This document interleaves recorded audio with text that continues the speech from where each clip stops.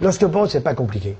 C'est quoi? C'est la calcification de notre os, de notre système osseux, de notre squelette. Ce qui est important à bien comprendre, c'est qu'il y a 3 choses essentielles. Premièrement, il faut du calcium. Ce calcium, il faut savoir que le meilleur calcium, c'est pas comme on le croit le calcium qui est dans le lait.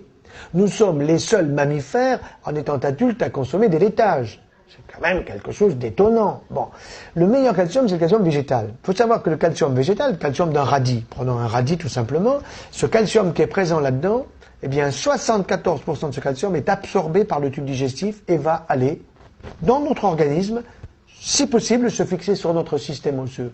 Si vous prenez un yaourt, 35% maximum du calcium du yaourt est fixé, va être absorbé. 35%, ça veut dire que vous en avez 65% qui partent dans les déchets. Donc c'est du gaspillage. Bon, ça il faut le savoir. Alors ensuite, la deuxième chose qu'il faut, c'est l'huile d'olive. Pourquoi? Parce que l'acide oléique que vous avez dans l'huile d'olive, que vous avez dans un avocat aussi, un avocat, je parle du fruit, eh bien, vous avez cet acide oléique, l'acide gras de l'huile d'olive, qui va permettre la fixation du calcium sur l'os. Et puis vous avez la vitamine D. Et la vitamine D, ça c'est quelque chose de fabuleux. Elle est fabriquée sous notre peau grâce au soleil. Ça veut dire qu'il vaut mieux vivre dans le sud de l'Europe que dans le nord de l'Europe. Ça veut dire que dans le nord de l'Europe, il faut apporter la vitamine D souvent en surplus aux personnes qui vivent sans le soleil. Il faut qu'ils en profitent quand ils ont des saisons avec beaucoup de soleil.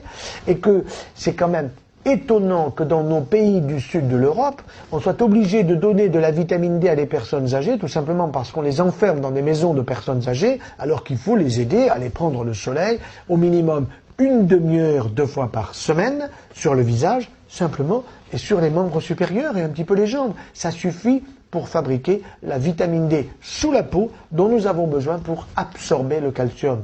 L'organisme est génialement constitué. Calcium, vitamine D, soleil.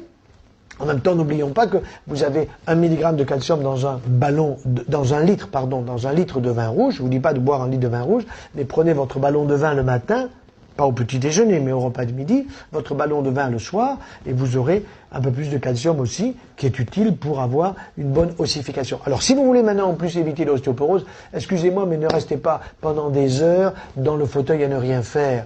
Il faut vous bouger. Il faut que vous ayez un squelette qui se bouge, qui se remue. Je vais prendre un exemple.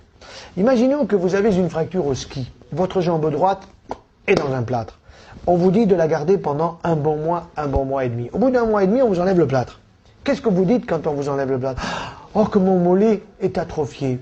Pourtant, votre mollet droit a reçu les mêmes aliments que votre mollet gauche. Mais votre mollet gauche, comme vous étiez obligé de marcher comme le héron sur une patte, il a travaillé plus que l'autre qui était bloqué dans un plâtre.